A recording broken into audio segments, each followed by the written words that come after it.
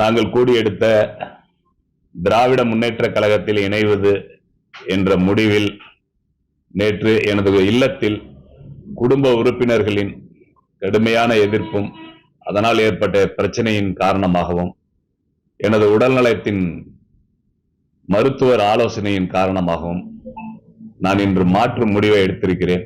இல்லத்தார்கள் ஆலோசனைக்கிணங்க, மருத்துவர்களின் ஆலோசனைக்கிணங்க நான் பொது வாழ்க்கையில் இருந்து விலகிக் கொள்வது என்ற முடிவை எடுத்திருக்கிறேன். நேற்று ஒரு பேச்சு, இன்று ஒரு பேச்சு என்பது தவறான விஷயம் என்ற போதிலும் என் உடல்நிலையை கருத்தில் கொண்டும், என் குடும்ப சூழ்நிலை, என் குடும்ப உறுப்பினர்களின் அறிவுறுத்தலின் குடும்ப நிம்மதிக்காக நான் இந்த முடிவை எடுத்திருக்கிறேன். நான் எந்த அரசியல் கட்சியிலும் இனி பயணிக்கப் போவதில்லை. தயவு கூர்ந்து அண்ணன் வைத்திலிங்கம் அவர்களும் என்னோடு இத்துடன் பயணித்த கழக தொண்டர்களும் என்னை மன்னித்து என்னோடு இதுவரை உறுதுணையாக இருந்த கழக தொண்டர்கள் அவரவர் விரும்பும் கழகத்தில் இணைந்து பணியாற்றும்படி அன்போடு கேட்டுக்கொள்கிறேன். ஏன் நீங்க உங்களோட அறிவிப்பு முதல்ல நீங்க திமுக நினைக்கிறேன்னு சொல்லும் போது உங்களோட வீட்டாருடைய மனநிலை எப்படி இருந்துச்சு?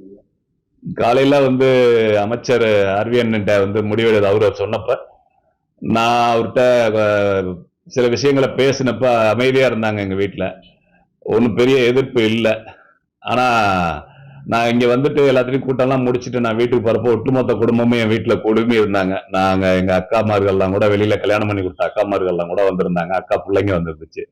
ஒட்டுமொத்த குடும்பமும் அந்த கருத்துக்கு எதிர்ப்பு தெரிவிச்சு 2 விஷயங்கள் என் மனதை ரொம்ப வாட்டியது.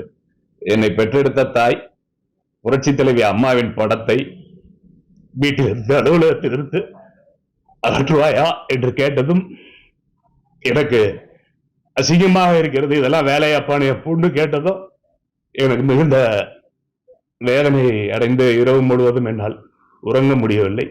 காலையில் வீட்டாளர்களுடன் சொல்லிவிட்டு இந்த முடிவை தெளிவாக எடுத்திருக்கிறேன்.